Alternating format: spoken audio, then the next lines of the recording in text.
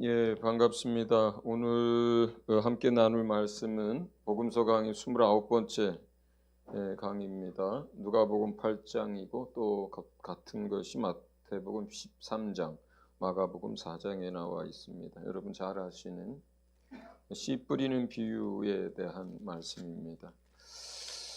예, 누가복음 8장 4절에서 18절 그리고 말씀 나눠가면서 그 다음 문단들도 함께 읽도록 하겠습니다. 우선 이 시간 8장 4절부터 18절까지 한 절씩 교독하도록 하겠습니다. 제가 먼저 읽습니다. 각 동네 사람들이 예수께로 나와 큰 무리를 이루니 예수께서 비유로 말씀하시되 씨를 뿌리는 자가 그 씨를 뿌리러 나가서 뿌릴새 더러는 길가에 떨어짐에 밟히며 공중의 새들이 먹어버렸고 더러는 바위 위에 떨어짐에 싹이 났다가 습기가 없으므로 말랐고 더러는 가시떨기 속에 떨어짐에 가시가 함께 자라서 기운을 막았고 더러는 좋은 땅에 떨어짐에 나서 100배의 결실을 하였느니라. 이 말씀을 하시고 외치시되 들을 귀 있는 자는 들을지어다.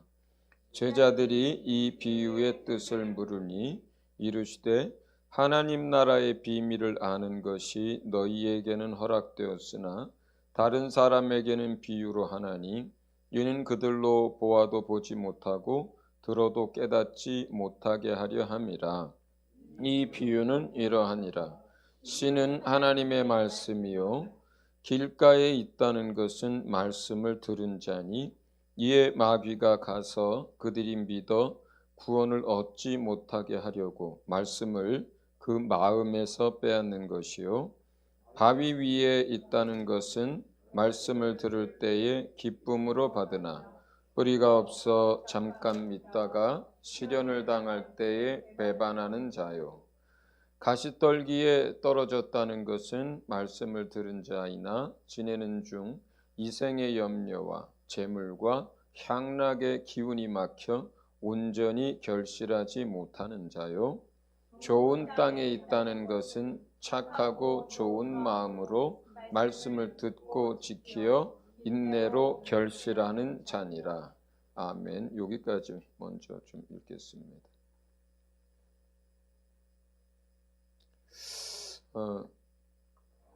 왜 예수님이 어떤 말씀들을 할 때 비유를 그렇게 많이 사용하실까요? 오늘 본문에는 한 가지 이유가 나와 있습니다. 그건 뭐냐면 어떤 사람들에게는 하나님의 비밀을 아는 게 허락되었기 때문에 비유를 한다. 어떤 사람은 그 말씀을 듣지 못하고 깨닫지 못하고 구원 얻지 못하도록 하기 위해서 비유를 한다. 이렇게 얘기를 했어요. 그러니까 우리가 잘 알아야 돼요. 여기서 어떤 사람들은 비유로 말씀하시는 걸 통해서 그들을 구원하고 그들이 깨닫도록 돕기 위해서 비유로 말씀하신다라고 하고 근데 어떤 사람들에게는 오히려 비유로 말씀을 하니까 이게 무슨 소린가 제대로 못 깨닫고 그러니까 그 안에 있는 진리의 말씀을 듣지 못하고 깨닫지 못하니까 믿지도 못하고 구원도 얻지도 못하게 되는 거예요. 그러니까 우리가 복음을 전할 때도 사실은 우리가 그 사람의 마음밭이 어떤지는 잘 모르는 게 대부분이지만 그러나 성경에 돼지에게 진주를 던져주지 말라고 하는 말씀을 기억할 필요가 있어요. 주의 일을 할 때. 그 진주를 돼지는 그냥 밟아버려요. 그게 진주인지 보배인지 얼마나 귀한 것인지를 알지 못할 뿐만 아니라 그냥 밟아버립니다. 거기다 똥을 묻혀버리고. 그러니까 또 그리고 주님이 비유가 아니고 실상을, 하늘에 있는 이야기를 하셨는데, 근데 그 이야기를 듣고 그날 예수님을 믿고 따르던 제자들 가운데 굉장히 많은 사람들이 예수님을 떠납니다. 비유가 아니고 생명의 떡의 이야기를 할 때 오병이어의 기적을 일으키고 나서 이제 바다 건너편으로 가서 가이사랴 들판에서 또 떡을 먹을까 해서 나왔던 사람들에게 이제 말씀을 쭉 가르치는데, 그건 비유가 아니고 실상을 가르쳤어요. 근데 그 실상이 뭐냐? 그 실상을 가르치는데 그걸 듣고 나서 사람들이 너무 어렵다는 거예요. 너무 어렵다는 거예요. 근데 그렇게 얘기하는 게 누구냐면 예수님을 믿고 따르던 제자들 가운데 많은 사람이 너무 어렵다는 거예요. 내 피를 마시고 내 살을 먹고, 이 말을 이해를 전혀 할 수가 없었던 거예요. 물론 거기서 내 피를 먹고 내 살을 먹고는 비유예요. 또 비유이지만 또 하나 실상이기도 해요. 묘하죠. 실상인 동시에 비유처럼 들려질 수 있는. 우리가 예수님의 살을 직접 뜯어먹는 건 아니니까. 그죠? 예수님의 피를 그냥 마시는 건 아니니까. 그런 의미에서 비유인데, 실제로 그 내어주신 몸, 그리고 흘리신 그 피, 그것을 우리가 받아들여야만, 먹듯이 받아들여야만, 마시듯이 받아들여야만 사는 거거든요. 근데 이런 얘기를 했을 때 믿고 따르던 제자들 가운데 많은 사람들은 이 말씀은 어렵도다 하면서 이상한 거예요. 그 얘기를 하니까. 예수의 피를 마셔? 예수의 살을 먹어? 이러면서 아닌가 보다. 우리가 생각했던 그분이 아닌가 보다. 우리가 헛짓하나 보다. 이렇게 생각하면서 많은 사람들이 그날 떠나갔어요. 그걸 알고도 주님 그렇게 말씀하셨거든요. 근데 오늘 비유를 얘기하면서도 비유로 많은 것들을 가르치시는 이유가, 어떤 사람들은 하나님이 그들이 믿어서 구원 얻는 것을 원치 않으시는 거예요. 그리고 이 말씀은 이스라엘이 멸망당할 때 선지자를 통해서 하신 말씀이기도 해요. 그때 그 패역한 이스라엘 사람들이 선지자를 통해서 하나님이 말씀을 선포하시고, 또 구약에 또 모세오경과 그 이후에 많은 말씀들이 있는데, 그 사람들의 눈을 멀게 하고 귀를 막아버렸어요. 왜 그래요? 그 패역한 그 백성들이, 이스라엘 멸망당할 때 이야기예요. 그 백성들이 그런 마음과 그러한 태도와 그러한 불신앙을 가지고 하나님 그들이 구원 얻는 걸 원치 않으셨기 때문에, 그래서 그냥 막아버렸어요. 눈을 멀게 해버렸어요. 근데 이 이야기가 오늘 이 비유를 말씀하시면서 또 예수님이 직접 그때의 그 말씀을 끌어다가 비유를 설명하는 이유를 얘기하고 있는 거예요. 무섭습니다. 거룩하신 하나님, 자비와 긍휼이 풍성하지만 하나님 무서워요. 죄를 조금도 용납할 수 없을 뿐만 아니라, 우리가 죄성을 가지고 있고 육체가 연약하기 때문에 우리가 행위로나 우리 육체 연약함 때문에 넘어지고 깨지고 하는 것들은 하나님이 그 무엇이든지 성령을 회방하는 것 외에는 다 불쌍히 여기고 긍휼히 여기고 받아주시는데, 마음으로 중심으로 하나님을 원치 않고 하나님을 떠나고 그리고 하나님을 배역하는 무리들에 대해서는 하나님 그들이 구원 얻는 걸 원하지 않으세요.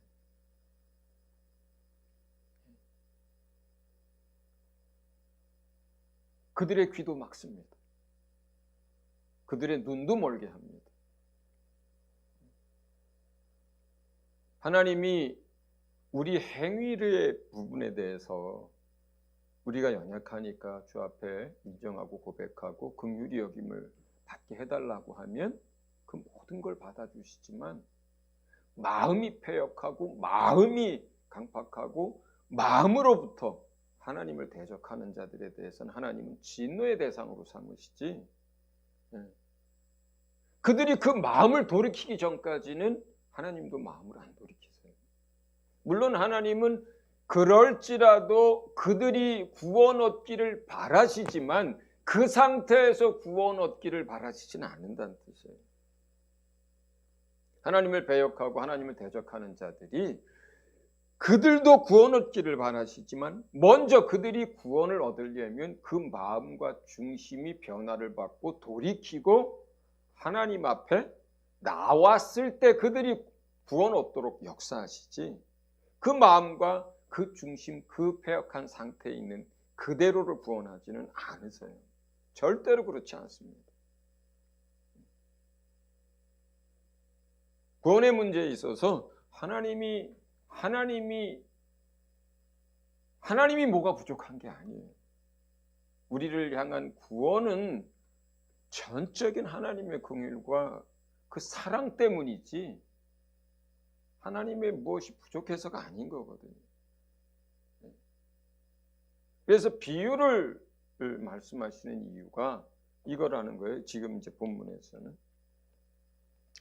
그러면 그 첫 번째 이유인 이제 하나님이 택하시고 부르신 자들에게 비유로 말씀하시는 이유는 그거를 통해서 듣고 깨닫고 그 다음에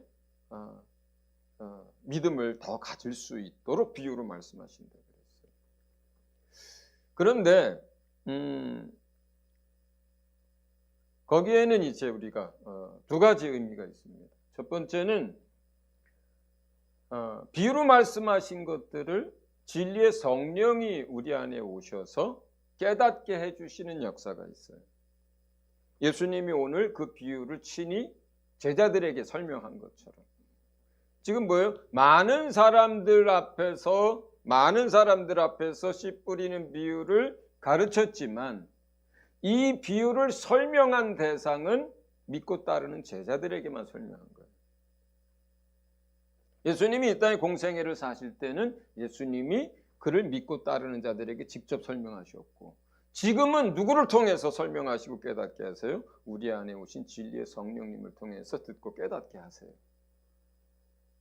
그 바닷가에서 그 들판에서 예수님이 비유를 가르치고 믿는 자들이 또 제자들이 나와서 그게 무슨 뜻입니까? 라고 할 때 그 뜻들을 풀어서 다시 제자들에게 설명하셨던 것처럼 많은 사람들이 들었어요. 이 씨 뿌리는 비유를. 그러나 믿고 따르는 자들만 이 비유가 무슨 뜻인지를 깨달아 알았어요. 주님이 가르쳐 주셔서. 날마다 우리 안에 계신 성령님께서 여러분에게 또 이같이 하나님의 말씀들을 깨닫게 해주시기를 축원을 드립니다. 두 번째 이제 이 비유를 사용하시는 그 믿는 자들을 위해서 비유를 사용하시는 이유는 뭐냐면 비유라고 하는 것은 전하고자 하는 내용은 영적인 것들이에요. 하늘에 있는 것들이에요. 전하고자 하는 내용은. 근데 그걸 뭘 가지고 설명하는 거냐면 땅에 있는 것들을 가지고 설명하는 거예요. 하늘에 있는 영적인 것들을 사물과 땅에 있는 것, 눈에 보이고 사람들이 익히 알고 있는 것들을 사용해서 그 영적인 것들을 설명하는 거예요. 그래서 이해를 더 깊이 할 수 있도록 돕는 것이 비유입니다. 하나는 직접 예수님이 또는 성령님이 가르쳐주기 위해서 믿는 자들에게. 둘째는 그 가르쳐 주실 때 땅에 있는 것들을 우리가 이해하고 있기 때문에 그 땅에 있는 것들을 사용해서 우리가 잘 알지 못하는 영적인 것들을 더 잘 깨달아 알 수 있도록 하기 위해서. 그래서 비유를 쓰는 거예요. 이해하셨죠? 예. 그렇기 때문에 우리가 이제 성경을 읽으면서 늘 성령의 도우심을 구하고 그리고 또 지혜를 달라고 주님 앞에 구하면 이런 것들이 열리는 거죠. 자, 그 다음에 두 번째 이야기하고 싶은 게 뭐냐면 지금 우리가 이 씨 뿌리는 비유를 여러분들 잘 알 거예요. 근데 그 다음에 이어지는 이야기, 등불 이야기. 그 다음에 이어지는 예수님의 이제 가족들이 찾아왔을 때 하신 이야기, 나의 참 가족 이야기. 이 세 가지 문단이 그대로 다 내용상 연결되는 거예요. 한 스토리예요. 문단으로는 세 개로 나눴는데 실제로는 그건 이후에 사람들이 그걸 문단으로 동그라미 해가지고 나눈 것뿐이고 실제로 예수님이 이 씨 뿌리는 비유를 가르칠 때는 그러니까 몇 절이에요? 21절까지가 이어지는 그냥 한 스토리라는 거예요. 이어지는 것. 그래야 이러한 것들을 해석할 수 있어요. 자, 그런데 이 씨 뿌리는 비유와 또 이어지는 설명들을 놓고 볼 때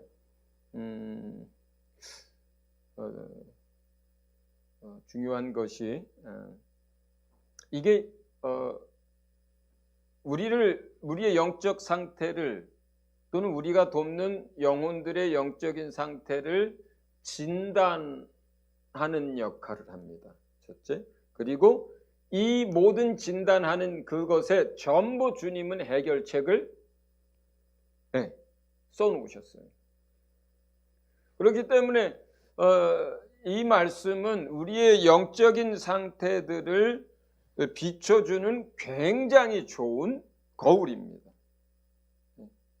지난번 산상수훈 할 때 그 팔복 이야기라면서 이것이 이제 복음을 전하고 예수님을 믿고 성장하고 하나님의 자녀로 일컬음을 받게 합당하고 또 하나님을 위해서 살면서 핍박받는 것까지 어떤 믿음의 성장 단계와 관련돼서 이렇게 볼 수 있다라는 말씀을 드렸어요. 그래서 팔복 같은 경우도 양육을 할 때 좋은 참고가 되는데 그런데 오늘 이어서 이 씨 뿌리는 비유가 우리의 영적인 그런 성장한 정도, 또 지금 갖고 있는 여러 가지 문제들, 또 우리가 영혼들을 도울 때 그 영적인 것들을 진단할 수 있는 다른 사람이 됐든 자기 자신이 됐든 진단할 수 있는 굉장히 중요한 도구가 돼요. 말씀이 됩니다. 거울입니다. 거울이에요. 그러니까 오늘 이 말씀을 우리가 쭉 읽으면서 뭘 해야 되는 거냐면 자기 자신을 잘 비춰야만 해요. 이 네 가지 씨 뿌리는 비유에 모든 사람들이 다 해당이 됩니다. 어떤 사람은 길가처럼 이제 그런 마음 바친 사람도 있고 어떤 사람들은 바위 같은 그런 마음 바친 사람도 있고 가시덤불 같은 사람도 있고 또 조언 받은 사람들이 있어요. 그런데 그게 정해져 있느냐? 그렇지 않아요. 어저께까지 좋은 밭이었거든요. 그런데 오늘부터 가시밭이 될 수 있어요. 가시덤불 밭이 될 수 있어요.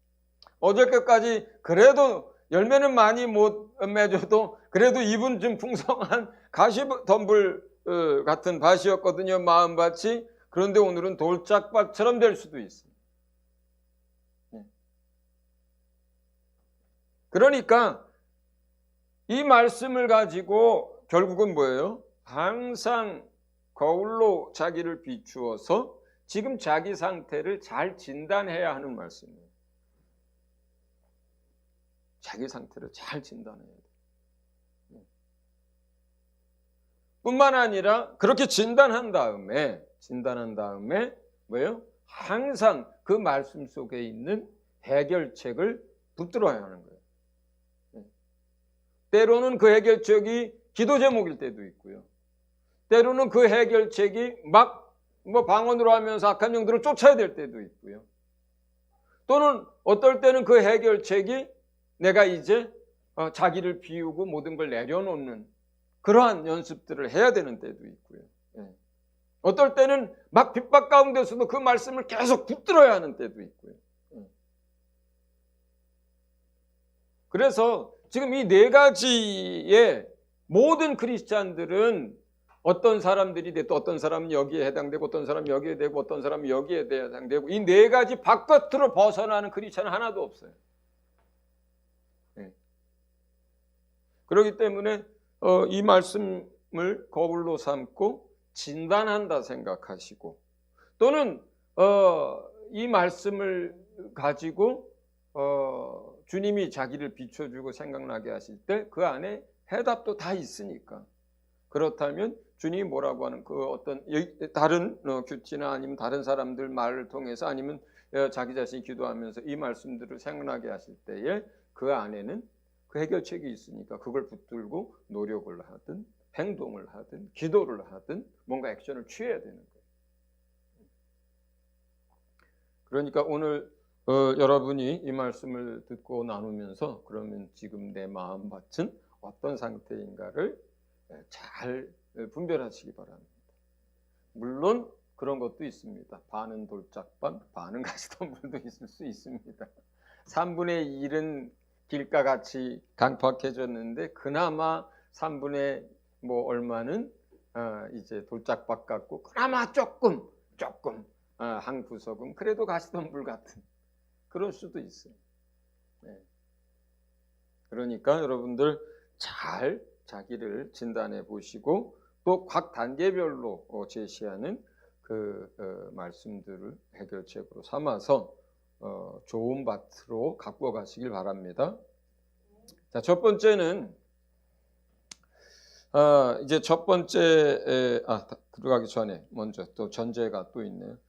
여기서 밭은 여러분이 잘 아시는 대로 사람의 마음입니다. 또는 더 넓게 얘기를 한다면 영혼이라고 해도 됩니다. 영혼, 우리의 영혼 또는 우리의 여기에서는 직접적으로 하시는 건 이제 마음.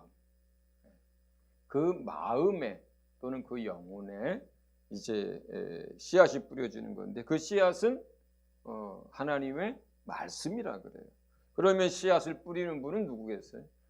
하나님 또는 예수님이라고 해도 무방하겠죠.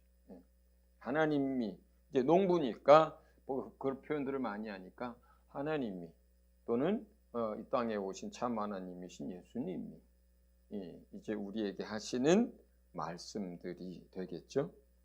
자, 그러면 이제 첫 번째 씨 뿌리는 비유, 길가와 같은 마음이라 그래요. 이거는 이제 뿌려진 말씀을 뿌려진 말씀을 악한 영들이 와서 바로바로 뺏어가는 것이라 그래요. 그런데 악한 영들이 이렇게 맨 처음에 뭐 새신자나 아니면 이렇게 늘 마음이 이렇게 강팍해서 길가같이 단단해진 그런 데에서만 악한 영이 역사하나요? 말씀 듣기 시작할 때 졸기 시작하는 사람들은 전부 이거예요. 저것만 빼고 그 전날 또는 그 전전날 계속해서 이제 잠을 못 주무시고 일을 했다, 야근을 했다. 아니면 뭐 과격하게 뭐 어떻게 해서 운동을 했다. 아니면 몸이 아파서 그런다. 그건 빼고 찬양할 때까지 멀쩡했어요, 이 사람들이. 예배 들어올 때까지 멀쩡했거든요. 그런데 말씀만 하면 좋라. 소망이는 왜 갑자기 누구를 보는 거야? 말씀만 하면 좋라. 옛날에 저희 교회에 나오시는 이제 연세 많이 드신 할머니 한 분이 옛날에 이제 그 할머니 진짜 저는 놀랐어요. 그분 저희 교회에 한 1년 반 이상 나오셨는데 그러시다 이제 소천하셨는데 그분은 진짜로 설교 시작하면 바로 졸아요. 그리고 설교 끝나면 깨요. 진짜로. 김모모 집사님 어머니. 옛날에 같이 하셨던 분들은 이제 기억이 나실 수도 있는데, 그건 뭐예요? 전부 악한 영들. 또 여기서 마태복음에서 뭐라 그래요? 약한 영을 사탄이라고 정확하게 지칭합니다. 와서 말씀을 뿌렸는데 뿌리를 내리거나 뭐 하기도 전에 그냥 바로 가져가는 거예요. 이건 뭐예요? 듣지 못하게 하는 거예요. 귀는 듣죠. 귀는 듣죠.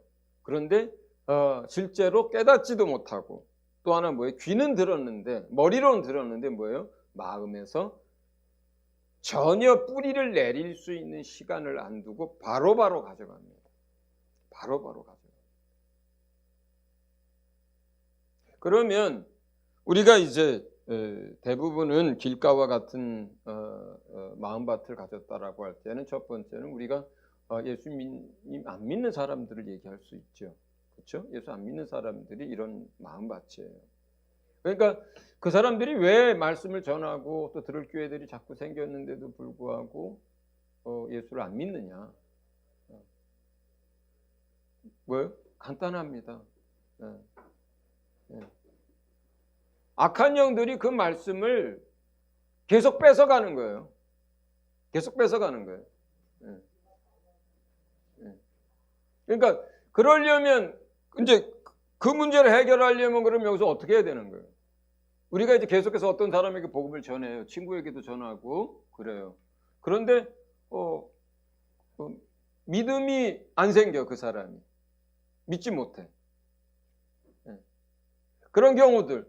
저희 이모님 중에 한 분이 며칠 전에 이제 동생들하고 찾아뵀는데, 정말 10몇 년 만에 이모부랑 뵀는데 카페를 하셔서, 이모님이 그 딸이 아직 시집 안 간 나이 많은 딸이 저에게 이제 얘기하는데, 그 딸은 얼마 전부터 한국에 있는 성공회의 교회에 나가기 시작을 했더라고요. 근데 어머니에 대해서 얘기를 하는 거예요.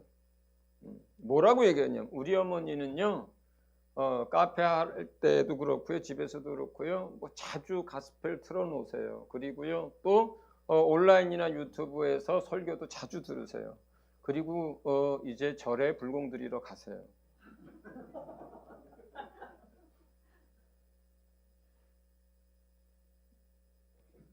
바로 도선산 밑에 있거든요, 카페가. 뭘까요? 이게, 그러니까 설교도 계속 들어요. 실제로. 그 다음에 가스펠송도 뭐 카페에서도 그렇고 집에서도 그렇고 자주 틀어놓으시고 듣고, 그 다음에 일할 때도 틀어놓으신대요. 딸 때문에 들으는 게 아니라 본인이 좋아서 틀어놓으시는 거거든요. 그런데 어떤 말씀도 그 마음에 뿌리를 못 내려요. 왜 그럴까요? 귀로는 듣지만 마음에 뿌리 내리기도 전에 악한 영들이, 우상의 영들이 계속 뺏어가기 때문에 그래요. 다 가져가기 때문에 그래요. 자, 그러면 그건 이제 믿지 않는 사람들의 이야기고, 그러면 그들을 위해서 우리가 전도하려면 뭐부터 해야 되는 거예요? 말씀이 들어가서 마음에서 뿌려진 것인데, 그게 뿌리를 내릴 수 있도록 하려면 우선 첫 번째 해야 될 것은 그 악한 영들이 뺏어가는 그 일을 못하도록 영적 싸움을 싸우는 것이 첫 번째고, 그걸 안 하면 안 된다는 거죠, 그 사람이. 두 번째는 믿는 사람의 경우도 똑같습니다. 말씀을 보는데 하나도 안 들어와. 말씀이 똑같아요. 영적인 방해를 받고 있는 거예요. 설교를 듣고 있는데 귀에 안 들어오고 마음에 이게 마음에 내 안에 이렇게 심겨지질 않아. 그냥 여기서 이렇게 와가지고 이렇게 다 흘러가. 왜 그래요? 영적인 거예요. 전부 다 이거. 뺏기는 거예요. 뺏기는 거예요. 전부 다. 본인이 큐티를 할 때든 아니면 어쩌다가 말씀을 볼 때든 설교를 들을 때든 예수 믿는 사람들이 말씀을 대하는데, 그 말씀들이 그냥 읽고 지나가고 눈으로 훑고 지나가고 이렇게 하고 끝나버린다면 그건 지금 영적 방해를 받고 있는 거예요. 말씀 볼 때마다 졸아도 마찬가지예요. 마찬가지. 그러면 어떻게 해야 되는 거예요? 싸워야 되는 거죠. 그거는. 싸워야 되는 거예요. 기도하고 다시 잠을 자다가 다시 일어나서 말씀을 대하고 또 잠을 자다가 다시 일어나고 뭐 하더라도 저는 요즘은 잘 그러지 않는데 꽤 오랫동안 말씀이 이렇게 마음에 이렇게 뿌려지고 그러지 이렇게 심겨지지 않으면 그러면 계속 그게 심겨질 때까지 계속 도전을 반복을 했어요. 그냥 그러다가 그 말씀이 다시 내 안에 들어오면 그 다음 장으로 넘어가든지 아니면 뭐 그럴 때 방언기도도 많이 하면서 그런 영적 방해를 명령해서 쫓아내든지 그렇게 해야 들어와요. 그리고 뿌려져요. 자, 그렇게 생각해 보면 우리가 성경 읽기를 하면서 또는 설교를 들으면서 얼마나 많은 경우에 실제로 그 말씀이 내 안에 뿌려지지 않고 그냥 뺏기는지를 한번 생각해 보자고요. 그렇죠? 너무나 많이 뺏기는 거예요. 사실은. 수도 없이 뺏기는 거예요. 들었는데 내 영혼의 양식이 안 되는 거예요. 들었는데 마음의 뿌리가 내리기도 전에 다 사라지는 거예요. 머리에서 끝나고 귀에서 끝나는 거예요. 마음에 이게 흙에 뿌리를 못 내리는 거예요. 이게 뭐 어떻게 해요? 너무나 많죠. 너무나 많은 거예요. 그러면 이건 전부 다 영적인 거예요. 영적인 방해예요. 그거는 다.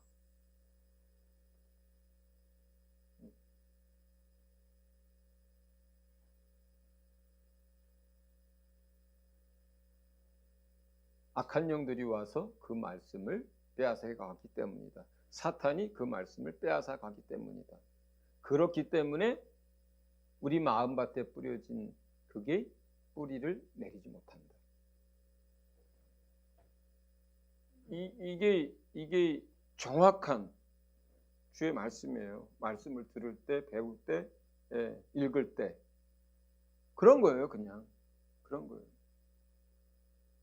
그러면 우리가 이거를 정말 사실적으로 받아들인다면 이제부터 말씀 들을 때 졸고 또 그 다음에 저녁 공부할 때 졸고 말씀 읽을 때 졸고 마음에 또 안 들어오고 그냥 읽고 그냥 이렇게 지나가 버리고 한다면 내가 지금 원수들이 이러한 부분들을 방해하고 있으니까 그 원수들을 내쫓고 그 방해를 막아낼 수 있도록 자기가 뭔가 해야 한다는 거예요. 그냥 지나가면 안 되는 거예요. 그러니까 내가 오늘 말씀을 읽었는데 그냥 겉읽기로 지나갔어요. 집에서. 그럼 내가 방해받고 있는 거예요. 그러면 악한 영들이 역사하는 거예요. 그냥 오늘 설교 들었는데 진짜 뭐 딴 생각 계속하고 하나도 안 들어오고 그리고 어떤 땐 판단만 되고 어떤 땐 졸리기만 하고 왜 빨리 안 끝나시나 막 그러고 지나갔다면 물론 말씀을 전하는 사람이 충분하지 않을 수도 있지만 듣는 사람에게는 그런 영적인 문제가 있는 거예요. 만약에 이걸 진짜로 악한 영이 사단이 와서 막 그걸 계속 뺏어가서 말씀이 뿌리내리지 못하는 것으로 이해하지 않으면 어떻게 되냐면 그냥 지나가 버려요. 그냥 어떻게 맨날 은혜 받나 그냥 그럴 수도 있지. 그 다음에 그냥 눈으로든 소리로든 어쨌든 그냥 한 장 몇 장 읽었으면 됐지. 이러가고 그냥 지나가 버린다고요. 무슨 얘기예요? 그 문제가 영적인 문제인데 악한 영들의 방해인데 이거를 해결하려고 들지 않고 그냥 지나친다고요. 신앙생활을. 그냥 그렇게 이걸 사실적으로 이해하지 않으면. 그래서 첫 번째 우리가 말씀을 읽을 때든 바이블 타임이든 설교든 저녁 공부할 때든 통독할 때든 마음에 안 심겨지고 그것이 마음에 뿌리 내려지는 것 같지 않고 그냥 막 이렇게 겉핥기식으로 그 다음에 그냥 읽은 것으로 끝난다면 반드시 여러분 그런 악한 영들과의 영적 싸움을 이제부터는 하시기를 바랍니다. 그러려면 우선은 기도하는 일들이 해결책이죠. 여기서는 주님 왜 이런 유가 나가지 않습니까? 할 때 악한 영들이 우리 안에서 역사할 때, 또 해결 안 될 때, 뭐 어떻게 해요? 기도하는 것이죠. 예. 해결책은 기도예요. 그런 영적인 싸움에서는. 물론 아주 그것이 심하지 않고, 그 다음에 내가 믿음이 있고 권세가 있어서 그냥 그럴 때 예수 이름으로 단호하게 명령한 그 명령 하나로, 선포 하나로 내가 말씀 속으로 들어갈 수도 있어요. 들어갈 수도 있어요. 선포와 믿음의 고백으로. 그러나 그렇게 안 된다면 그 다음에 어떻게 되는 거예요? 기도해야 되는 거예요. 하나님 앞에 그 부분을 놓고 악한 영들의 방해를 제거해 달라고. 자, 두 번째로 넘어갑니다. 두 번째는 바위 위에 말씀이 뿌려졌다 그래요. 근데 바위 위에 이렇게 얘기하니까 거기에 무슨 씨앗이 뿌리를 내릴까 싶죠. 다른 복음서에는 이걸 이렇게 표현했어요. 흙이 얕은 돌밭. 그러면 조금 더 우리가 수긍이 될 수 있죠. 그렇죠? 돌밭이에요. 또는 바위가 있다 하더라도 바위 듬성듬성, 이제 우리 산에 가다 보면 이 바위 속에도 소나무가 자라고 막 그러잖아요. 풀도 자라고 그러거든요. 그럴 땐 뭐예요? 오랜 시간 지나면서 그 바위가 풍화작용에 의해서 이렇게 모래나 아니 굵은 마사토처럼 이렇게 된, 그 다음에 거기에 낙엽들이 이렇게 하면서 곱게 부서져서 거기에 한 요 정도의 흙이 있고 한, 이제 그런 걸 상상하시면 돼요. 그런데 그 흙이 너무 얇아요. 바위 틈이나 이런 데는. 소나무처럼 이제 생명력이 강한 것들은 살지만 나머지는 다 뿌리를 못 내리기 때문에 다 죽습니다. 그런데 이 바위 위 또는 흙이 얇은 돌밭 같은 마음에 이야기할 때는, 자, 말씀을 들을 때에 기쁨으로 받은 사람을 말하는데, 또 다른 복음서에서는 말씀을 들을 때 즉시 기쁨으로 받아 이렇게 되어 있어요. 그러니까 말씀을 들을 때 그 막 들으면서 그 당시 바로 감동도 있고 믿겠습니다 할 수도 있고 받아들일 수도 있는 것들이죠. 그렇게 해서 믿음 생활을 시작할 수 있어요. 시작할 수 있어요. 그 단계에서. 그런데 잠깐 믿다가, 또는 다른 표현으로는 잠깐 믿고 견디다가 그 다음에 뿌리가 없어서 말씀으로 인한 시험이나 믿음의 시련, 또 다른 복음서에서는 그 말씀 때문에 또는 믿음 때문에 환난이나 박해를 당할 때, 표현은 말씀을 놓아버리는 사람들 또는 곧 넘어지는 자 이렇게 표현이 되어 있고, 또 어디에는 뭐예요? 배반하는 자요 이렇게 되어 있어요. 배반이라는 거 하는 그 말 자체는 뭐예요? 이미 그 앞에 뭘 전제로 하는 거예요? 예수님을 믿는 사람이 되었던 걸 말하는 거예요. 예수님을 받아들인 사람을 말하는 거예요. 많죠, 사실은. 예수님 믿겠다고 하고 교회 나오기 시작하고 있고, 또 뭐 나오다 보니까 말씀이 감동이 된다고 하고 막 그러는 사람들 많습니다. 그리고 믿음 생활 시작하는 사람 많습니다. 그러게 2달쯤 있다가 없어지는 사람들, 1년쯤 있다가 없어지는 사람들, 또 몇 년이나 믿었는데 가정에 어려운 일들이 생겼을 때 믿음을 놔버리는 사람들이 있어요. 그러니까 믿음이 아주 약한 사람들, 또는 오래 믿었지만 계속 성장하지 못하고 믿음이 뿌리를 내리지 못하고 있는 사람들에 대한 이야기죠. 그러니까 이건 여기에서의 문제는 뭐예요? 첫 번째 길가의 비유에서의 문제는 뭐였어요? 악한 영이었어요. 그럼 여기에서의 믿음은 뭐예요? 믿음이에요. 여기는 믿음이에요. 그 믿음이라는 것이 뿌리를 내려 정도를 해서, 깊이 뿌리를 내려야 바람이 불어도 그 뿌리가 그 나무를 흔들리긴 해도 뿌리채 뽑히지 않도록 하는 역할을 하는데, 여기서 뭐 믿음이 없어 이렇게 표현하거든요. 믿음이 없어서 배반하는 자요. 믿음이 없어서 견디다가 누워버리는 자요. 믿음이 없어서 넘어지는 자요. 이렇게 되는 거예요, 지금 여기는. 그러니까 2단계에서의 문제는 뭐예요? 믿음이에요. 믿음. 자기 자신이 계속 흔들리고 깊은 데로 못 나아간다. 그거는 뭐예요? 하나님 앞에 뭘 구해야 하는 거예요, 지금? 믿음을 구해야 하는 거예요. 믿음이라는 거 정말 우리가 잘 믿고 싶고 그리고 온전한 믿음을 가지고 싶은데 정말 은혜가 필요해요. 정말 은혜가 필요해요. 또 하나는 이 믿음은 에베소서에서 뭘 통해서 그 뿌리가 뿌리를 깊이 내리고 자라간다라고 하냐면 사랑을 통해서 이렇게 얘기를 해요. 사랑으로 그 뿌리가 내리고 깊어진다고 표현해요. 그 사랑이라고 하는 것은 주님 하나님으로부터 오는 사랑인 동시에 누구로부터 받게 되는 사랑이에요. 우리 초신자들, 새신자들 하나님의 사랑을 누구로부터 받아요? 성도들로부터 받아요. 믿음 시작한 사람들이 하나님의 사랑을 그렇게 깊이 받고 깨닫고 하는 거 쉽지 않잖아요.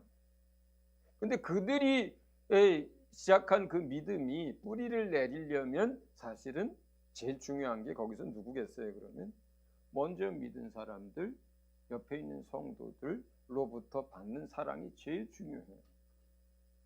그게 제일 중요해요. 믿음이 뿌리를 내릴 수 있도록 하는 이 역할에 그래서 공동체의 역할이 굉장히 중요한 거예요. 굉장히 중요해요. 예를 들어서 전도 집회라든가 옛날에 그런 거 많이 했잖아요. 그렇게 해서 뭐 교회에 오는 사람 많아. 예를 들어서 등록하는 사람도 많아. 그런데 등록하는 족족 몇 달을 못 버티고 또는 뭐 1년도 못 버티고 또는 며칠도 안 돼서 등록을 하고 몇 번 나오다가 계속 떨어져 나가는 경우 많죠. 교회에서. 그죠? 그런 경우는 제일 큰 문제는 뭐겠어요? 그 공동체 안에 각 성도들을 통해서 흘러가는 그 사랑이 굉장히 부족하다는 뜻이죠. 사실은. 어린아이는 뭘 먹고 자라요? 엄마의 사랑을 먹고 자라는 거예요. 그렇잖아요. 똑같습니다. 신앙이 어렸을 때, 새신자였을 때 아주 특별한 케이스의 사람들은 바로 영적으로 깊이 들어가는 사람들도 있습니다. 근데 백에 하나죠, 사실은. 다른 사람들이 뭐 이런 거 안 돌봐줘도 그냥 깊이 주님께로 들어가는 사람들이 있어요. 어떤 사람들일까요? 삭개오 같은 사람. 지난번에 우리가 만났던 죄 많은 여인 같은 사람. 이런 사람들은 어떻게 했어요? 공동체에 사랑이 없어도 그 사람들 하나님 속으로 깊이 들어갑니다. 그런데 대부분은 어떻습니까? 공동체 안에 옆에 있는 성도들, 자기를 가르치는 교사들, 인도자들, 목회자들 이런 사람들의 사랑을 먹고 믿음이 뿌리를 내리는 거거든요. 저희 안에서도 사실은 별로 그 부분에서 그렇게 좋은 점수를 우리가 주님 앞에 받기가 어렵습니다. 전체적으로 사랑이 부족하다고 생각하지는 않는데 새신자들이나 이제 믿음 시작하는 이 사람들이 왔을 때 어떤 몇몇 사람들은 소 닭 보듯이 하는 경우들도 있고요. 실제로. 그리고 어떤 사람들은 그닥 그렇게 배려하지 않는 사람들도 있습니다. 그건 우리가 고쳐야 되는 거죠. 우리가 고쳐야 되는 거예요. 어린 사람들이 됐든 청년이 됐든 장년이 됐든 실버 그룹이 됐든 우리는 그 부분에서 노력은 하지만 아직 많이 부족합니다. 아주 연약한 거예요. 왜? 뿌리가 없으니까 새 가족들은, 새신자들은 뿌리가 없으니까 어때요? 누가 지나가다가 한 이야기 하나 듣고도 넘어질 수 있는 거예요. 뿌리채 뽑힐 수 있는 거예요. 그 사람이. 그 사람한테 한 얘기가 아닌데 자기들끼리 싸우는 거 보고도 뭐 교회가 이래 하면서 그냥 뿌리채 그냥 휙 날아가 버릴 수 있는 거예요. 그 사람들은. 그렇잖아요. 자리 하나 가지고 막 뭘 한다면 뭐 사역자들끼리 막 이렇게 얼굴 불구락 한다면 와도 신경도 안 쓰고 그냥 뭐 관심도 안 갖고 그런다면 뿌리가 약하니까 어때요? 쉽게 뽑혀요. 쉽게 쓰러집니다. 우리 같지 않아요. 우리 같지 않아요. 그럼 겨우겨우 이제 거기 얕은 돌짝박 같은데 그 바위 위에 같은데 겨우 지금 서 있는 그 사람을 결국은 뭐예요? 영향을 제일 많이 끼치는 건 누구겠어요? 성도들이에요. 성도들이. 그 성도들이 어떻게 하느냐에 따라서 뿌리를 내리기도 하고 그 공동체 안에서 믿음 안에서 또 불었는데 그냥 날아가 버리는 경우들도 생깁니다. 그렇다면 우리가 적어도 이 두 번째 밭의 경우에 있어서는 당사자는 믿음을 시작한 그 당사자는 하나님 앞에 믿음을 구해야 하는 것이고 도와달라고 공동체는 뭐라고 그래요? 듬뿍 관심도 주고 그들을 위해서 기도도 해주고 그 다음에 그 믿음이 자랄 수 있도록 도와주고 그리고 무엇보다 뭐예요? 많이 사랑해줘야 하는 거죠. 많이 사랑해줘야 하는 거죠. 네. 반갑게 맞아줘야 되고 인사도 가서 적극적으로 해줘야 되고 교회 성장에서 그래요.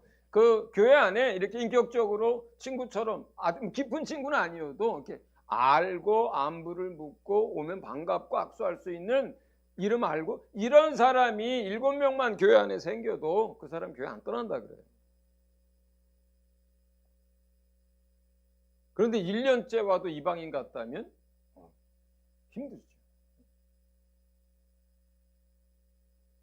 그렇기 때문에 당사자는 하나님 앞에 어떤 시련이 와도 어려움이 와도 하나님을 배반하지 않도록 해달라고 도와달라고 내 믿음이 약하니까 하나님 날 좀 도와주세요 하고 믿음을 구하고 공동체는 사랑과 관심과 중보기도로 그 사람이 믿음의 뿌리를 깊이 내릴 수 있도록 도와주고 할렐루야. 예, 그렇게 할 수 있길 바랍니다. 세 번째는 이제 가시덤불이 이제 잔뜩 있는 그런 밭에 씨앗이 떨어졌을 때 씨앗이 떨어져 가지고 뿌리도 내렸어요. 줄기 싹도 나오고 줄기도 나왔습니다. 그 다음에 막 이렇게 자라가고 잎이 나오려고 하는데 가시들이 다 그걸 막아버리는 거예요. 그런데 그 가시가 뭐예요? 첫 번째는 이 세상 살아가면서 인생 살면서 온갖 염려와 근심들, 이생의 염려와 근심이라 그래요. 누가복음에서. 건강에 대한 것일 수도 있고 물질에 대한 것일 수도 있고 자녀에 대한 것일 수도 있고 관계에 대한 것일 수도 있고 승진에 대한 것일 수도 있고 학업과 뭐에 대한 것일 수도 있도록 어쨌든 뭐가 신앙생활에서 문제냐면 뭐예요? 염려하고 근심한다면 이게 가시 역할을 해요. 염려와 근심이 가시 역할을 해요. 왜 그럴까요? 밭이 마음인데 그 마음과 생각을 뺏어가기 때문에 그래요. 밭을 뺏어가는 거예요. 밭을 뺏어가 버려. 그 마음과 생각을 뺏어가는 게 염려와 근심이기 때문에 그게 가시가 돼서 뿌려진 씨앗이 자라지 못하게 만듭니다. 어떤 종류의 염려와 근심이든 다 똑같습니다. 그거는 무엇이 됐든 간에 자식이 아프면 그러면은 뭐 할렐루야하고 뭐 어떻게 뭐 염려하고 하지 않아도 돼. 그럼 어떡하라는 얘기예요? 자식이 아프면 염려하라는 얘기가 아니라 어떡하라는 얘기예요? 하나님께 기도하라는 얘기죠. 맡기라는 얘기고 그렇잖아요. 네. 먹고 사는 게 문제예요. 그 염려가 그냥 안 되고 그냥 내일 뭐 그냥 알아서 굶어 죽지 뭐 이렇게 하라는 얘기가 아니라 하나님께 필요를 구하라는 얘기죠. 학업을 위해서든 진학을 위해서든 그거 뭐 될 대로 되라 이렇게 내버려 두라는 뜻이 아니라 어떻게 하라는 거예요. 그것들을 전부 다 하나님께 맡기고 하나님께 기도하라는 거예요. 그 부분들을. 그러니까 염려되는 것, 근심되는 것, 이건 전부 다. 전부 다. 두 번째는 뭐예요? 재리에 대한 욕심이에요. 재리에 대한 욕심들. 그런데 여기서 다른 복음서는 이걸 어떻게 표현했냐면 물질에 대한 욕심과 기타 욕심들 이렇게 표현했어요. 그러니까 물질뿐만 아니라 욕심에 관한 거예요. 소유하려고 하는 것들, 더 가지려고 하는 것들. 그 욕심 가운데 대표적인 걸 뭐라고 하는 거예요? 물질, 특별히 물질. 소유권의 문제예요. 이게 그러니까. 소유권의 문제.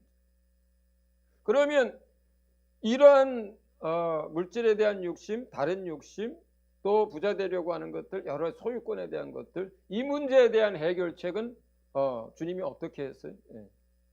청지기 가르쳤어요. 청지기에 대한 말씀으로 가르치셨어요.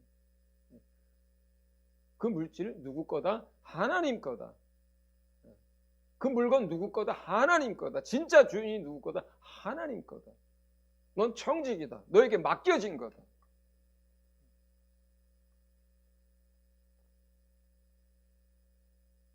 그래서 관리자가 되는 거예요.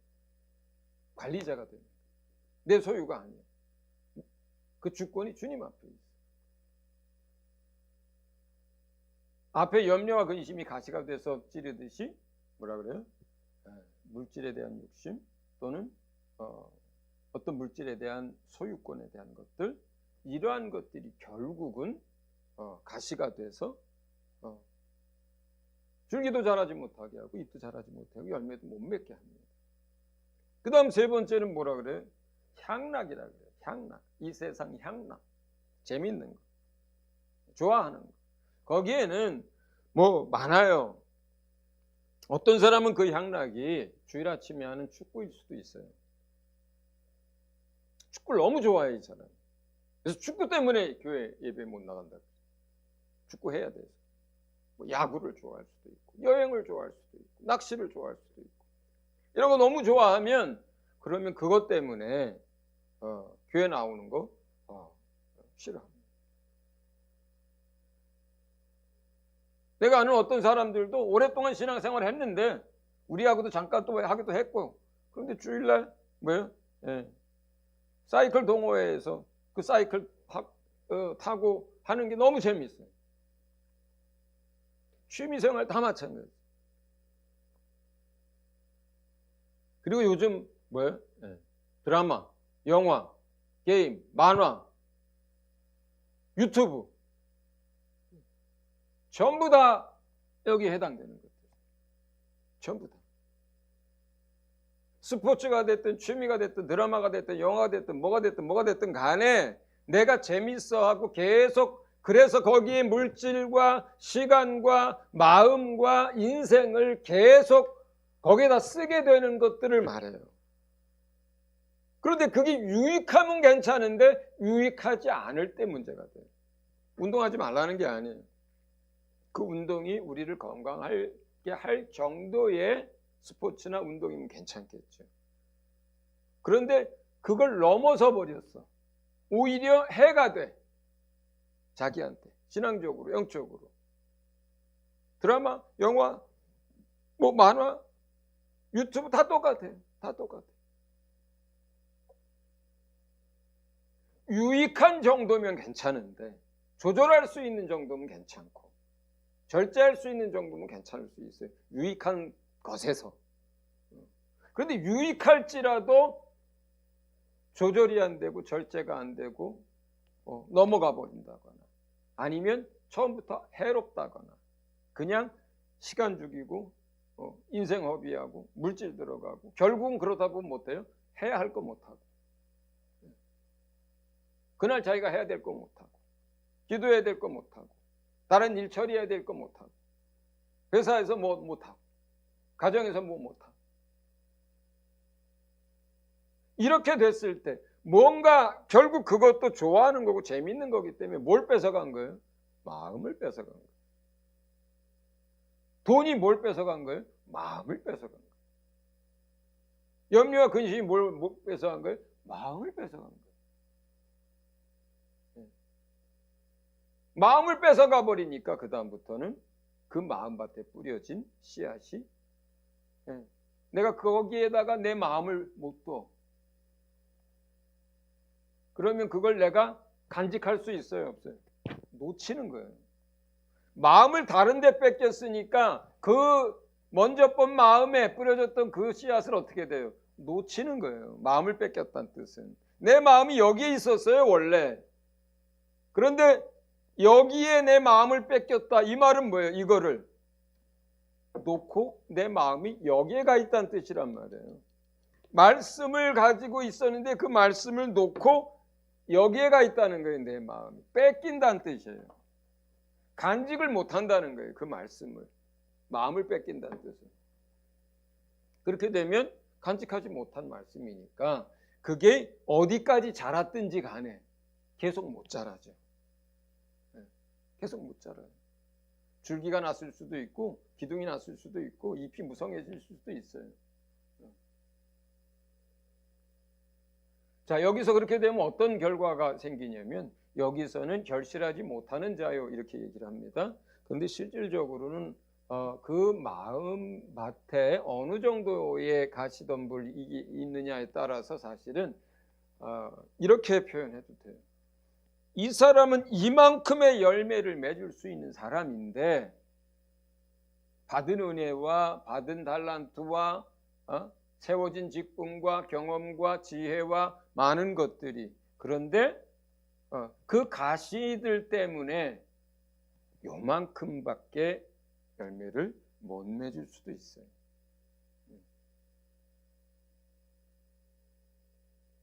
그러니까 우리가 실제로 믿음 생활하면서 내가 받은 은혜와 사랑과 그 모든 것들에 비해서 내 삶에, 내 인생에, 내 사역에 열매가 너무 적다.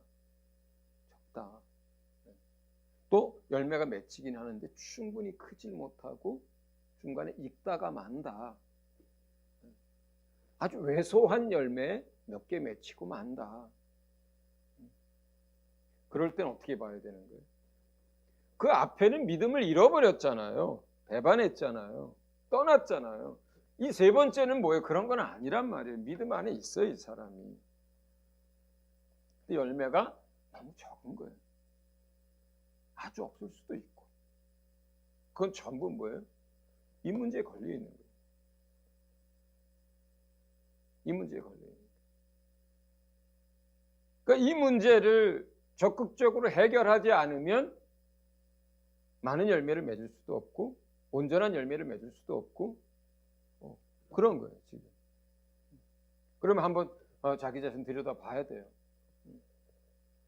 열매를 보고 내가 어떤 마음밭인지를 역추적해서 진단하셔도 괜찮고 거꾸로 내가 실제로 계속 이것 뭐 자식 문제, 뭐 남편 문제, 뭐 문제를 해서 계속 염려하고 또 뭐 경제적인 것 때문에 염려하고 하다면 지금 그런 거예요. 가시가 지금 그 안에 마음에 가시넝쿨이 있는 거예요. 그게 가시 역할을 하는 거예요. 그 사람에게 지금. 물질에 대한 것 때문에 계속 잡혀서 그걸 쫓아가고 그걸 위해서 거짓말도 하고 불법도 행하고 그걸 위해서 시간 쓰고 돈 쓰고 계속 그러고 산다면 그럼 그게 그 사람에게 가시 역할을 하고 있어요. 영적으로. 반드시 그렇습니다. 여러분 유튜브나 요즘 뭐 50대 60대 제일 많이 시간 보내는 게 유튜브라 그러더라고요. 젊은 사람들은 뭐 바빠서 다른 것들 더 많은 것들 하겠죠.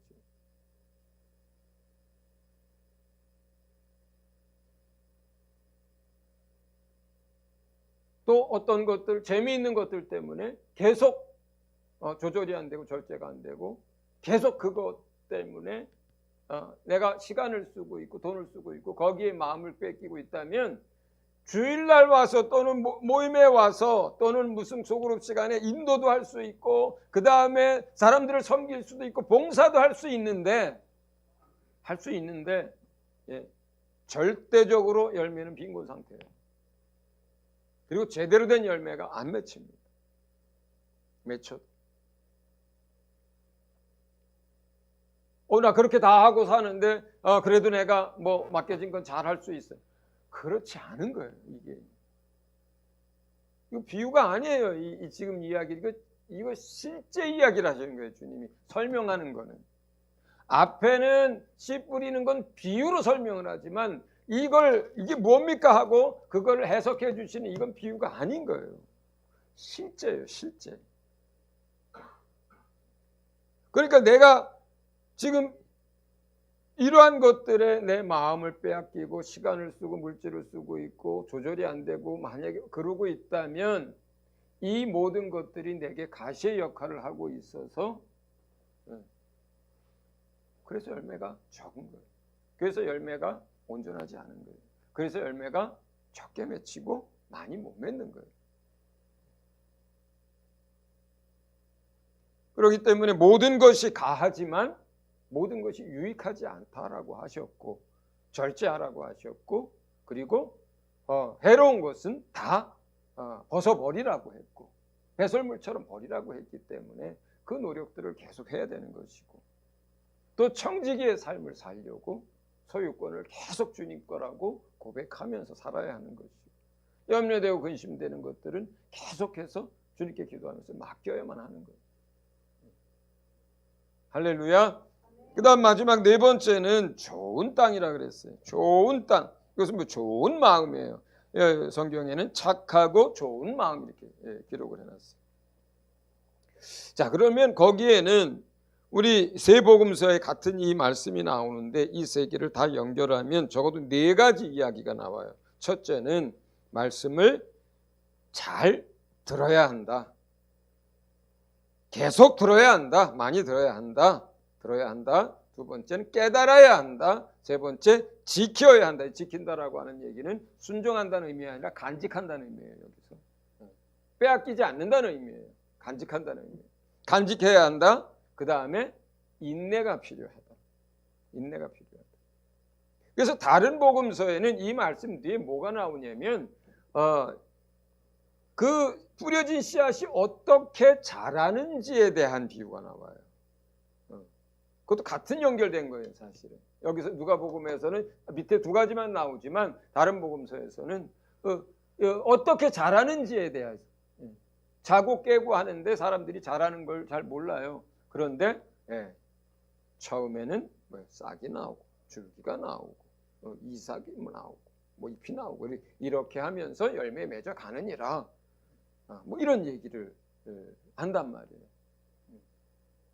그러면 열매라고 하는 것이 뿌려지자마자 그냥 맺히는 게 아닌 거예요. 우선은 아닌 거예요. 또 깨달아야 하는 거예요. 성령의 도우심이 없으면 안 되는 부분들이죠. 깨달아야 하는 거예요. 깨달아야 되는 거예요. 또 듣지 않으면 깨달을 것도 없는 거예요. 듣든지 읽든지 어쨌든 말씀을 대해야 되고 그 다음에 그럴 때마다 성령의 도우심으로 말미암는 해석과 깨달음과 감동이 있어야 하는 것이고 세 번째는 뭐예요? 그 말씀을 잘 간직해야 되는 거예요. 이걸 방해하는 게 뭐예요? 가시들이에요. 이걸 방해하는 게 가시예요. 그 앞에 비유가 이걸 방해하는 게 이걸 붙들기 위해서 그 가시덤불들을 자꾸 뽑아 치워야 하는 거예요. 그러지 않으면 이걸 못 붙드는 거예요. 사람은. 그 다음에 이걸 붙들고 있으면서 그 다음이 뭐예요? 그것이 붙들고 있으면 그 말씀이 내 생각이 됩니다. 내 사고방식이 됩니다. 내가 원하는 내 마음이 됩니다. 그게 붙들고 있으면. 겸손하라고 하는 말씀을 붙들고 있으면 어떻게 돼요? 겸손해야 되겠다고 기도도 합니다. 그리고 그걸 하면서 겸손할 마음도 갖게 됩니다. 생각으로도 내가 겸손해야지 생각을 하게 됩니다. 그러면 그 다음에 삶도 순종도 겸손한 행위로 나오게 되는 거예요. 이 붙들고 있는 이 과정을 통해서 그것이 뭐가 되는 거예요? 내 마음과 생각을 새롭게 하는 것이 되는 거예요. 인격이 바뀌는 거예요. 사고방식이 바뀌는 거예요. 내가 원하는 바가 바뀌어지는 거예요. 그게 말씀을 우리 마음과 생각에 기록한다는 뜻이에요. 새 언약의 내용이 그거잖아요. 내가 그리스도를 통해서 너희와 새 언약을 맺게 한다 그랬어요. 모세를 통해서 그 말씀들은 돌판에다 기록했지만 이제는 어떻게 어디에? 우리 마음과 생각에 기록하신다 그랬잖아요. 그 마음과 생각에 기록됐다. 그 말씀이 정말로 그러면 어떻게 돼요? 나는 자기 자랑을 좋아하는 사람이었어요. 그런데 그 말씀들이 계속 들어오면 어떻게 돼요? 내가 주 안에서 오직 주님만 자랑하리라. 내가 말이 많은 사람이었어요. 그런데 말씀이 내 안에 들어오면서 어떻게 해요? 예, 아니요 하고 꼭 덕이 되는 말을 하고 한 번 더 생각하고 말하게 되고. 그죠? 또 실제로 그렇게 되기 전까지는 어떤 과정을 겪습니까? 말씀이. 내 생각이 돼요. 내 소원하는 바가 돼요. 그렇게 하고 싶어요. 내가 내 말이 덕이 되는 말을 하고 싶어요. 내 말로 다른 사람들 상처 주는 사람 되지 않고 싶어요. 말 많은 사람 되고 싶지 않아요? 내가 자기 소원이 돼요. 근데 그게 잘 안 되잖아요. 그러니까 그 다음에 그것들대로 되려고 하는 게 뭐예요? 그게 기도예요. 그게 기도예요. 말씀대로 내가 변하고 그렇게 살 수 있도록 하는 게 기도란 말이에요. 말씀이 내 안에 들어와서 하나님의 뜻이 내 안에 알려진 바 된 후에 그것이 내 삶이 되고 내 인생이 되고 내 안에 성취되도록 하는 영적 수단이고 영적이 가장 강력한 무기가 기도란 말이에요. 그래서 그 말씀을 간직한 상태에서 그 말씀을 놓고 붙들고 기도하는 거예요. 그러다 보면 어떻게 돼요? 그렇게 하고 싶어져요. 그거 안 하면 혼나니까 하는 게 아니라 그거는 돌판에 기록됐을 때 이야기고 마음에 기록한다는 얘기는 마음에 뭐예요? 그것이 내가 원하는 바요, 내가 생각하는 바요, 내가 그렇게 되고 싶어서 기도하는 바가 된 거예요. 내 마음이 된 거예요, 말씀이. 내 생각이 된 거예요, 말씀이. 이게 복음 안에 있는 자녀들이 누리는 놀라운 특권입니다. 그 가운데서 인내하노라면 어김없이 여름도 옵니다. 여름이 오기 전에 태풍도 몇 차례 지나갑니다. 그리고 초가을이 됩니다. 그리고 열매를 맺습니다. 반드시. 내 마음에 간직할 수만 있으면 그걸 놓치지만 않으면 결국 열매를 맺습니다. 내가 맺으려고가 아니라 그 말씀 자체가 내 생각 속에서 역사하고 마음 가운데서 역사하고 내 삶 가운데서 역사하고 말씀 자체가 그 말씀이 살아있고 생명이거든요. 그래서 그 말씀이 열매를 맺는 거예요. 성경적인 표현은. 그래서 그걸 다른 표현은 절로 열매를 맺나니 이렇게 설명해 있어요. 어떻게 절로 열매를 맺어? 왜? 내 마음을 바꿔놨고 내 생각을 바꿔놨고 내 삶을 바꿔놨기 때문에 그 말씀이 내 안에서 열매가 되는 거예요. 그 열매가 될 수 있는 것, 이 하나님의 말씀이 살아있고 운동력이 있고 역사하는 말씀이어서 그래요. 이 말씀 자체가 우리 안에 씻겨지는 이 하나님의 말씀이 이게 그냥 어디에 있는 글이 아니어서 그래요. 그 말씀. 그래서 내가 그걸 붙들 수만 있다면 결국은 열매를 맺습니다. 할렐루야. 100배를 맺을 수 있습니다. 60배를 맺을 수 있습니다. 30배를 맺을 수 있습니다. 많은 열매를 맺을 수 있는 그런 마음밭이 되시길 바랍니다. 씨 뿌리는 비유에서 정말 우리가 서두에도 말씀을 드렸지만 마음밭은 정해져 있는 게 아니라 언제라도 바뀔 수 있다는 것. 마음밭은 정해져 있는 게 아니에요. 이 사람은 항상 돌짝밭이고 저 사람은 항상 가시밭이고 그렇지 않다는 거예요. 마음은 정해져 있지 않습니다. 마음밭에 가시덤불이 많아도 뽑아내면 좋은 밭이 되는 거예요. 마음밭에 돌밭이어도 그 돌 골라내고 버리면 좋은 밭이 되는 거예요. 네? 돌 하나 없고 가시덤불 하나 없던 좋은 밭도 어디서 씨앗이 날라와가지고 거기에 찔레가 나고 엉겅퀴가 내면 나쁜 밭이 되는 거예요. 네?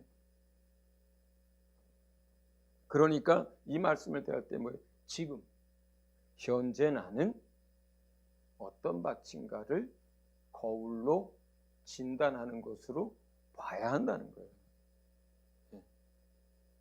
저도 똑같습니다. 저도 똑같습니다.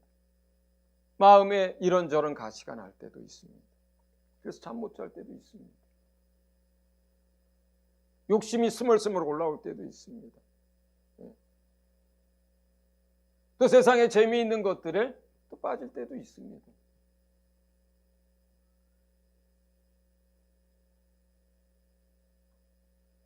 그러면 자기가 주님이 어떤 형태로든 주님 참 친절하시고 예민하세요. 그럼 이걸 보게 하세요. 지금 그렇다는 걸 보게 하세요. 그럼 정신을 차리고 다시 그 가시를 뽑아내고 돌짝들을 치워내고 그렇게 하면 다시 좋은 밭이 되는 거예요.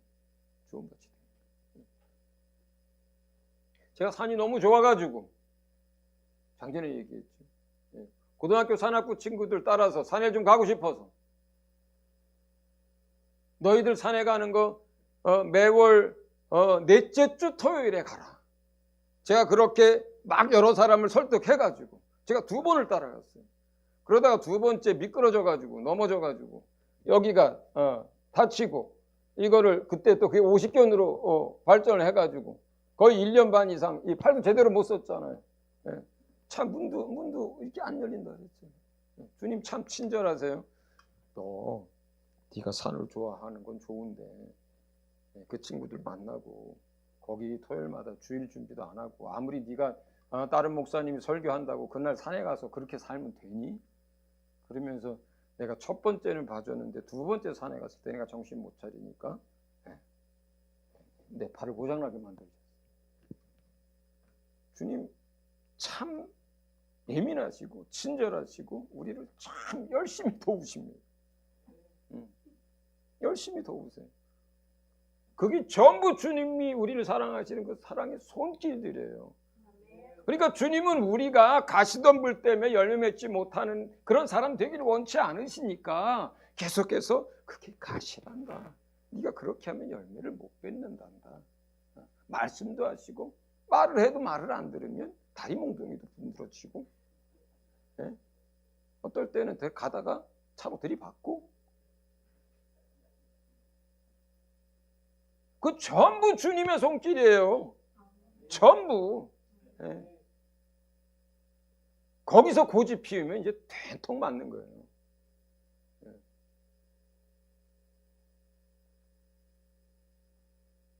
말을 해도 안 들으니까 이제 혼나는 거죠. 근데 뭐가 됐든 그게 뭐예요? 전부 주님의 사랑이에요. 주님의 친절함. 주님이 우리를 얼마나 아끼고 얼마나 도우시기를 원하는지 우리가 이러한 마음밭을 갖고 갈 때 주님이 세세하게 늘 개입하셔서 우리 마음이 좋은 밭이 될 수 있도록 주님이 도우십니다. 할렐루야. 이제 밑에 2가지 문단이 남았는데 시간이 많이 지났습니다. 제가 짧게 설명하고 끝내겠습니다. 21절부터 이제 보면 16절부터는 누가복음 16절, 18절 같이 한번 읽어봅니다. 잠깐만요. 제가 먼저 피고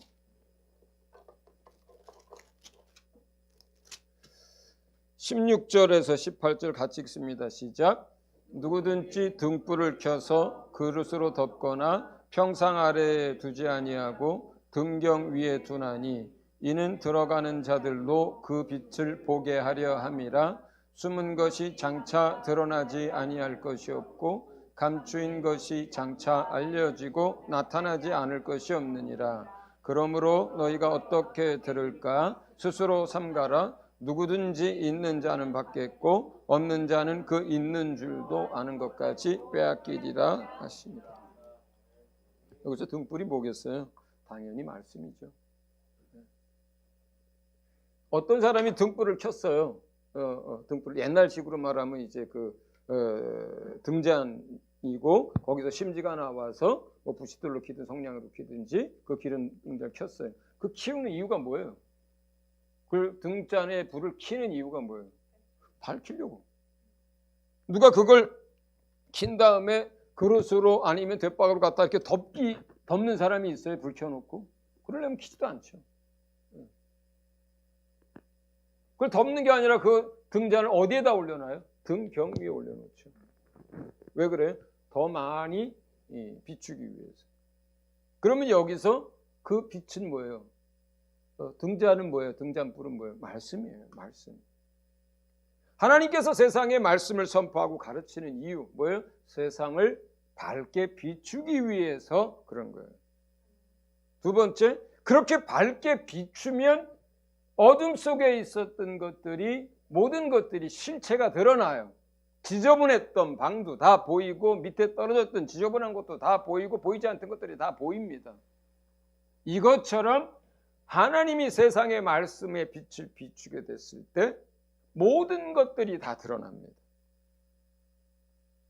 이 땅에 살면서도 많은 것들이 드러납니다.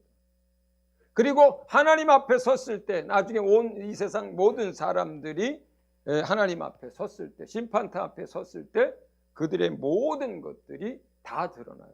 왜 그때 네가 말씀을 듣고 믿지 않았는지,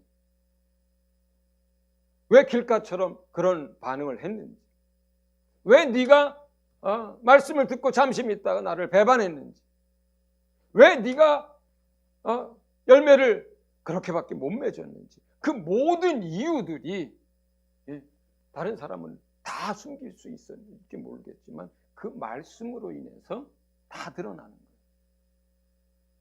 네가 재물을 나보다 더 사랑했지 않니? 네가 세상의 즐거운 것들을 위해서 그렇게 살았지 않니? 네가 날마다 맡기지 못하고 맨날 염려하고 근심 속에서 네 마음과 그걸 다 뺏기고 그렇게 살았지 않니? 네가 나를 끝까지 신뢰하지 못했기 때문에 나를 버렸지 않니? 모든 게 이 땅에서도 믿지 않는 사람도 드러나는 것이고 믿는 사람도 그 말씀 앞에 모든 게 드러나는 것이고 이 마지막에 백보자 앞에 섰을 때도 모든 게 그 말씀의 빛으로 인해서 다 드러나는 거예요. 그러면 우리 예수 믿는 사람에게 중요한 건 뭐냐면 지금 우리의 것들이 드러나게 하는 것이 훨씬 더 지혜롭고 유익한 거예요.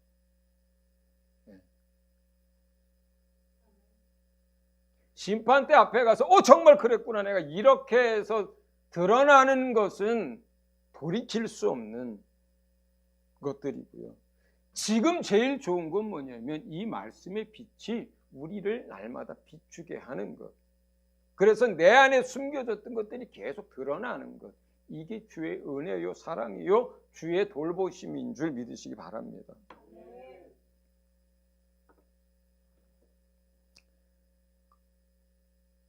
18절에는 무서운 말씀이 기록되어 있습니다. 너희가 들을 때 어떻게 들을지를 스스로 삼가하라 이렇게 되어 있습니다. 마가복음에는 그 다음 구절에 너희의 헤아림으로 너희가 헤아림을 받을 것이며 더 받으리니 이렇게 되어 있어요.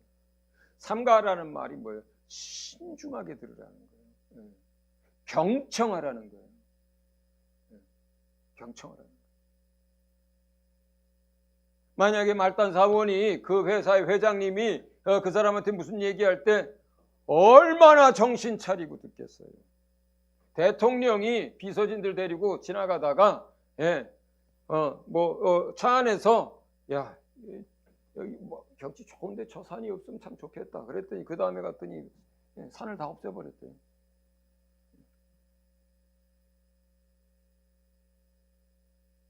세상 사람들도 그 권세 있는 사람들의 이야기를 들을 때 얼마나 정신을 차리고 얼마나 신중하게 듣습니까? 하나님의 말씀이니까 너희는 경청해야 되고 신중하게 들어야 된다. 가볍게 듣지 말고 그냥 흘려 듣지 말고 무슨 유행가 가사 같은 게 아니다. 세상 무슨 잠언 같은 게 아니다. 이게 생명이다. 이게 나다. 명령이다.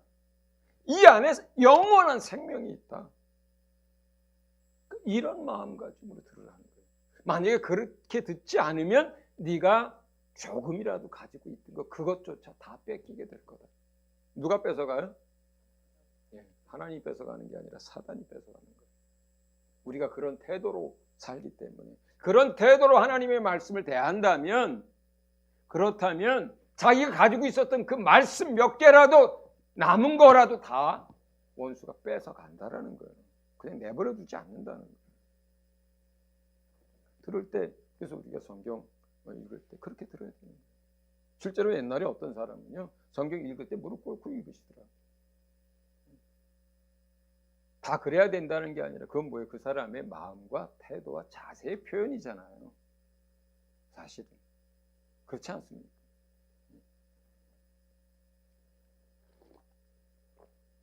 그래서 말씀의 빛이 나를 비추게 하시고, 그리고 오늘 지금, 그리고 우리가 하나님의 말씀을 들을 때 아주 경청하고 그 다음에 신중한 태도로 그 하나님의 말씀을 들어라. 그러면서 오늘 마지막 문단은 19절부터 21절입니다. 같이 읽어보겠습니다.